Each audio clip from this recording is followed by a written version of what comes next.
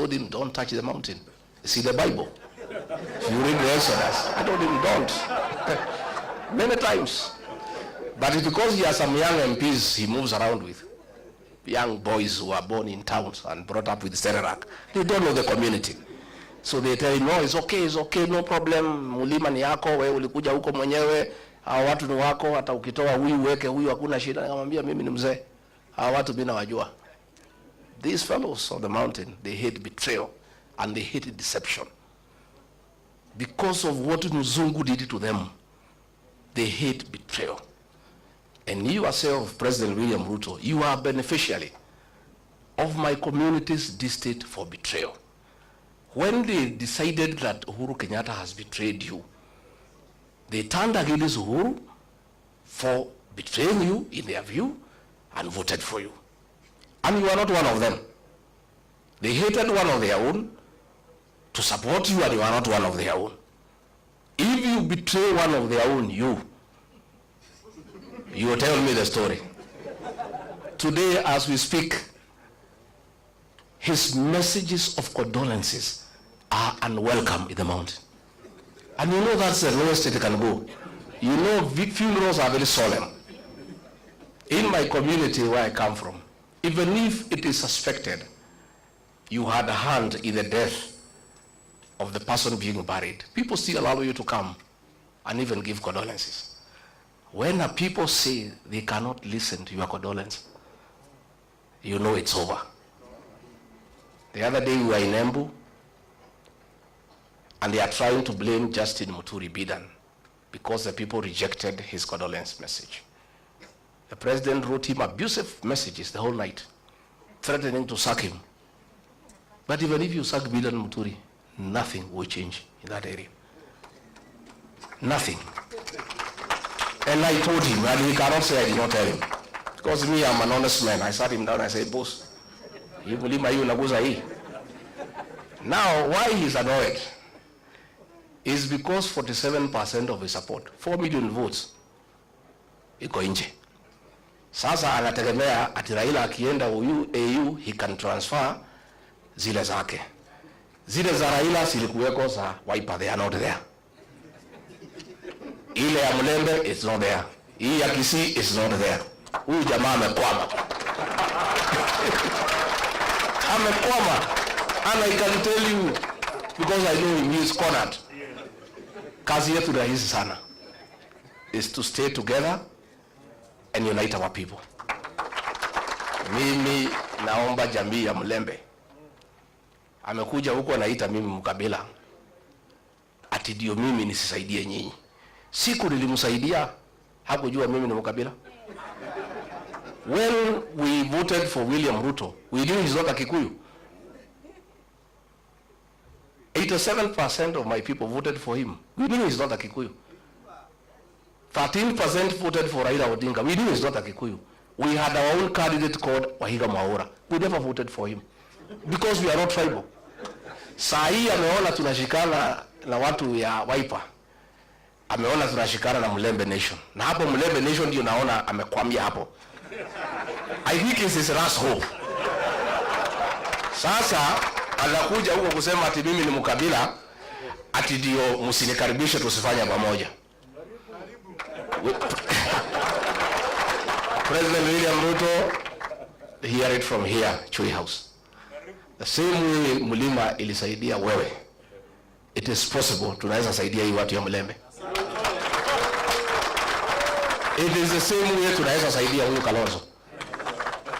Na sisi hatuna contract na wewe. Then yetu na wewe tulimali. We had intended to pay you in 2 installments.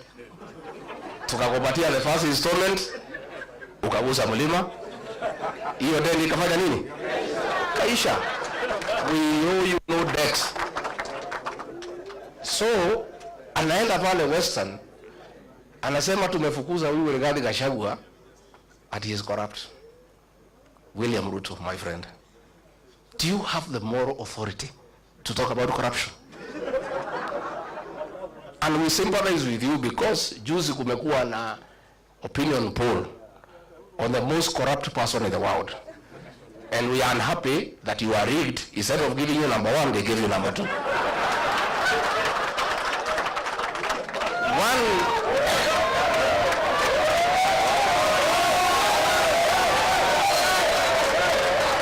Let me say, I want to say, let me say, President William Ruto could not agree me to stay in government because I could not agree to corruption. The State House of Nairobi is the real center of corrupt activities. And there are two watu wawili, moja anaitwa Adil na mwingine anaitwa Jayesh. These are the conveyors of corruption in this country.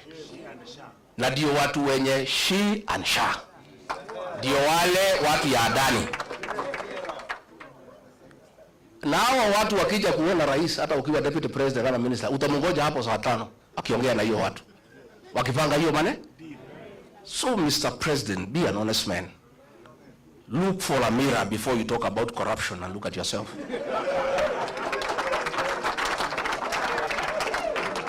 If you think the people of Kenya are very intelligent, regarding Gachagua has not been associated with any scandal in this country. So wewe unaenda pale unasema he is incompetent. In matters of incompetence, Mr. President, I tend to agree with you to a certain extent. Serikali yako ni ya uongo, kutenga, kudanganya watu. Uliandika mkataba na watu ya Western, ukamjema utajenga 1000 kilometers, hujajenga. Umekuwa hapo juzi unafungua transformer. Wewe mimi ulitaka nikusaidie kudanganya wa Kenya. In matters kudanganya wa Kenya, Mr. President, I'm incompetent. Absolutely. I accept. Because hiyo alikuwa anataka tuende ku-launch barabara na anajua hakuna budget, tukitoka matinga inafanya nini? Sasa hiyo ndio kazi rais anataka nimsaidie. Ndio anasema huyu haelewi programu za serikali. Sasa kwenda kupeleka matinga ukijua hakuna kazi inafanywa, hiyo ni programu ya serikali. He was telling me to go and defend Adani. Tulikuwa na Eugene Wamalwa, huyu mheshimiwa, na Onyonga kwa mazishi Kitale. Huyu Onyonga akaamuka, akalima serikali mambo ya Adani, na mimi nakaa tu vale. I don't want to nod because I'm still in office. That Adani thing is the worst form of corruption in this country. So mimi nilipoamuka, I never responded. So one of the PAs ya mkubwa akanipigia simu. Mtu yuko huko, mtu ya 36. Wewe ni deputy president ya saa ngapi? Maana ya deputy president, you speak last. Dio ile maneno yote iko baya ya serikali ukanu. Kwa nini huyo Nyonga alilima serikali mambo ya Adani and you are not defending? Nikamwambia I cannot answer you. Tell your boss to call me. So president amenifikia, nimemwambia mimi siwezi. That thing is corruption. I cannot defend it, Mr. President. I cannot. That is why he is saying I was not defending government programs. Sasa corruption, is it a government program? So wanasema ati I'm incompetent. Hii mtu hakuna kitu anaelewa. Sasa kama serikali ni wizi tupu, sasa what is there to defend? Walinipeleka Senate ati nimekataa watu watolewe Nairobi River. Walinishitaki nimekataa watu wafukuzwe Marigiti Market. Those are things I could not do. Ukiangalia hii maneno ya affordable housing, it is the worst fraud against the people of Kenya. And it's good today I tell the country. And those are things he was telling me to go to TV to defend. I told him I will not. Mimi pia nikichwa ngumu. That housing, initially we believed in the president. That ni ya kuleta ajira, nini, maneno kizungu mingi, we looked okay. Until it came to my attention, it has nothing to do with housing. Ni biashara. Ya kwamba PS wa housing. Ukitaka kujenga affordable housing, you must go and sign a subcontract na kampuni ile tauza simiti na chuma na mabati. Na hiyo kampuni watu wale wakubwa zaidi Kenya wako ndani ya wapi? So this housing levy inatolewa kwa watu ya Kenya is to make sure these houses are going on, ndio hao wauze simiti, wauze chuma, wauze mabati. That is what the president is accusing me of not understanding and being incompetent. Sasa mimi nauliza, na mimi nataka niseme, I want to assure the people of Kenya, this team I see here, and when I listen to the people of Kenya, because I listen a lot, once a new government is sworn in, that housing levy will have to be abolished so that we restore the dignity of the payslip. The dignity of the payslip. Wakenya wamehangaishwa zaidi. Na nimeona mpaka yule mkubwa ya wafanyikazi amekuwa ameingia kwa hiyo praise and worship team. Watu nakazwa mambo ya NSSF, mambo haongei. Kazi yake ni praise and worship. Those are the things sisi ambaye tumeshindwa kufanya. So finally ndio nimalize, because I wanted to tell the president, usidanganye wa Kenya. Useme ukweli, tulikosania corruption, because wewe ndio unaeneza corruption na watu yako. Na it is impossible to make any progress in this country unless we sort out this country in terms of leadership. We'll sink lower and lower.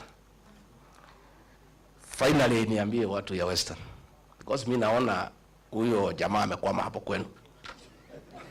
Nyinyi mko na bahati that we are here to advise you. Alienda kwenu siku 6. Kwetu he was there 6 days out of 7 every week. Hakuna kanisa hajaingia. Hakuna barabara hajui kwa jina. Hakuna soko hajui kwa jina. And you would memorize, you are very impressed. Anataja barabara, Wakikuyu wanasema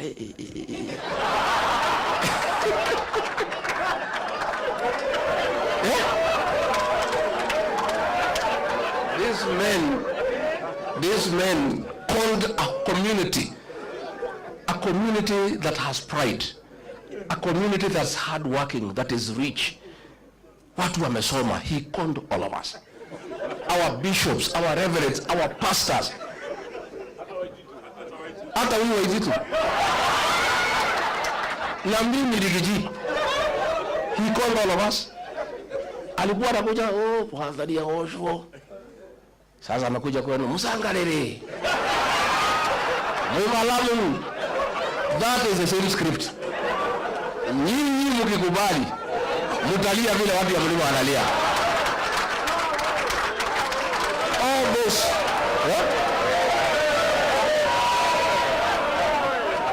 hiyo yote ni utapeli. All those things is promising he will not do anything. He promised us atatumalizia barabara ya Mau kwisha. Nitajenga hii. So today he does not come to our place. The last time alikuja pale Embu in November, alijaribu kuweka uongo ya housing. Washirika wakabuka kumwambia tutaki uongo hapa tena.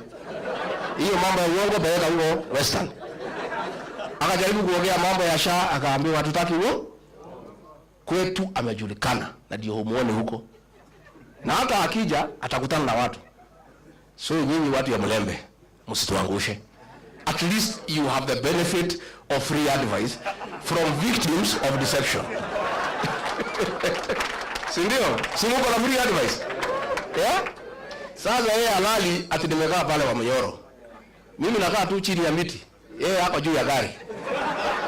The reason President Uhuru Kenyatta alikuwa ametuambia muachane na hii mtu. But he never gave us a reason. Na hapo alitukosea. Sasa kama angetuambia what I know today, hatungekuwa hapo. Also the choice he was giving us was also not acceptable. So pale nimekaa pale, I'm doing things differently from Uhuru Kenyatta. I'm involving the people who is William Ruto. That is why he is unhappy. Mimi nakaa pale, watu wanaeleza watu naeleza, wanasema imetosha, wanatoka wanaenda. Nakaa pale na mapasta na waeleza, wanachukua Biblia wanatoka wanaenda. Pale nimefunga 100%. Hata kupata agents hatapata agents ya kusimamia kura yake. So nyinyi viongozi wetu, tafadhali naomba pia Eugene Wamalwa and your team, and then unite the Mlembe nation. Don't agree to be divided. Mimi alitaka kugawanya mlima east and west, nikamkataza. Akajaribu kugawanya counties, nikamkataza. Don't allow it. Mlembe nation, you have 5 million votes, nendeni muunganishe. Stephen Kalonzo Musyoka pale Lower Eastern 4 million, nenda uunganishe. Mimi pale sasa ilikuwa 6, nataka nisukume mpaka 8.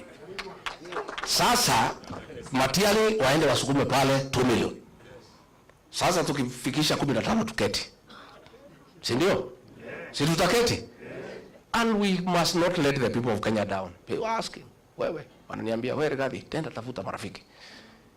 Kama huyu mtu ametuumiza namna hii first term, kwa bahati mbaya akirudi second term, tutakuwa tunavaa vinyasa. Sasa nyinyi tafuta marafiki, mtafute formula. Na hatutaki kujua ni nani. Mkuje mtuambie formula ni? So we shall be selfless as a team. We shall be selfless. And let us not approach this election with a predetermined mindset. That lazima ikuwe ni mimi ama ni mimi. Wacha tuseme tuko na kibarua ya kungoa hii jamaa. That is the first objective. Let us consolidate our votes, consolidate. Uzuri, payslip holders are 3 million. Na every payslip holder has a minimum influence of 2 people. Those are 9 million people who have a personal issue with William Ruto. Sasa, ongeza Gen Z. Maneno inaisha. So, and I want to, as I sit down, I want to ask our Gen Zs, please, you are doing a very good job, our sons and daughters, on the social media, keeping this guy in check. Continue. But that is not enough. You must take IDs and register as voters. Because the final transformation of this country will happen on the ballot box. Not on a smartphone. The smartphone will create the awareness and create the necessary mood and mobilize people. But the actual transformation of getting the right leadership will happen on the ballot. So we want to ask the Gen Zs and the millennials, please, take IDs, register as voters, and continue what you are doing on the smartphone. Now you are doing a good job. Huyu jamaa halali. Even he was accusing me ati mimi ndio naongoza Gen Z. Nikamwambia president, that's a good wish. If I'm the leader of Gen Z, I'm a very strong leader in this country. Because it's a serious force. So leaders hawa niwapongeze. This journey is not for the cowards and the faint-hearted. This man is angry and therefore dangerous. I must tell you. Alituma watu Limuru walitaka waniue. Mungu akanisaidia. Siku ingine ametuma askari anitupie tear gas huko Shamata. Siku ingine ametuma criminal gang kuumiza bibi yangu. What he must know is that some of us, and he knows us well, of course he is forgetting. When the fourth administration was against him and persecuting us, we stood with him and never feared. Sisi si watu ya kuziwa uoga, hata tukiuziwa hatuna pesa ya kununua. But I want to tell these leaders, you must be steadfast. You must be on the right side of history. And with these two great leaders, and Matiang'i and the others who come on board, we'll work together. Na tutasaidiana. We'll continue consulting, tutatembeleana. Hivi karibuni, we are also going to unveil our movement. And it's a serious movement. And it's a national movement, but the home of the mountain. Just like every party has a certain home. It's a national party, but with a home. Watu ya mlima wamesema sisi tulienda harusi na gari ya mtu mwingine. Kufika kwa mtu tukaambiwa tushuke. Sasa tunatafuta gari yetu ya kwenda harusi. Sasa kila iko magari hapa. Sasa tutakutana kwa harusi, Mercedes iko, Range Rover iko, magari imejaa wapi? Pale. This UDA, when I make my announcement in another few weeks, will be a shell. It will be a shell.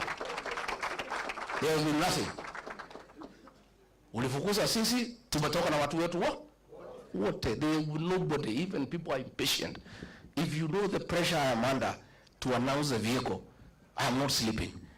People are impatient and they don't want to see anything yellow.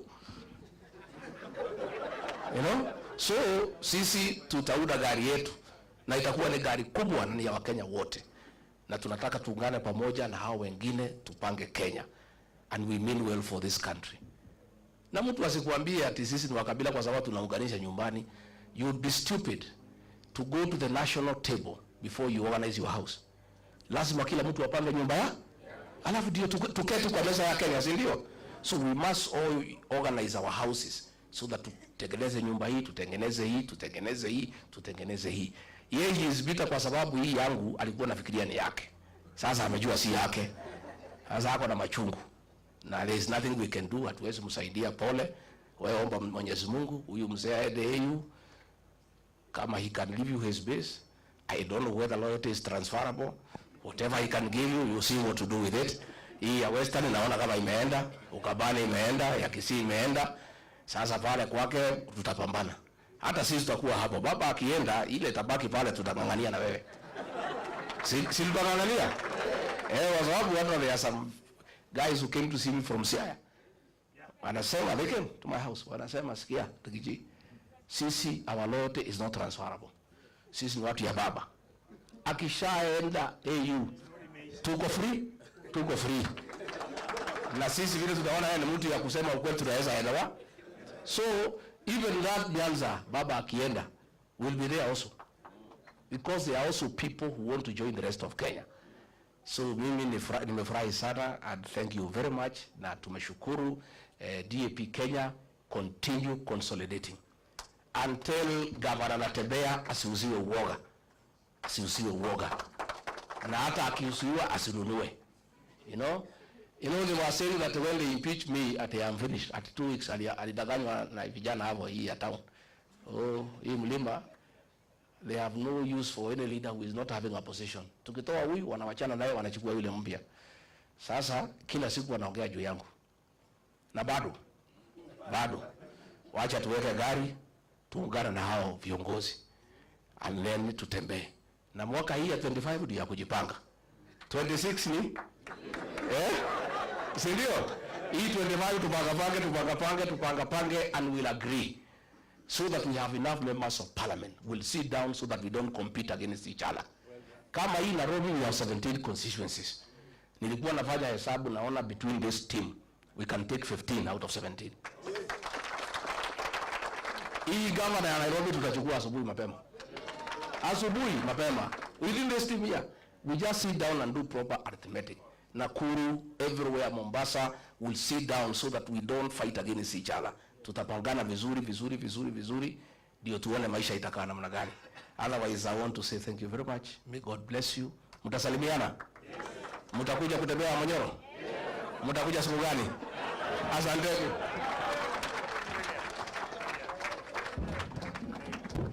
Ketini kidogo mheshimiwa.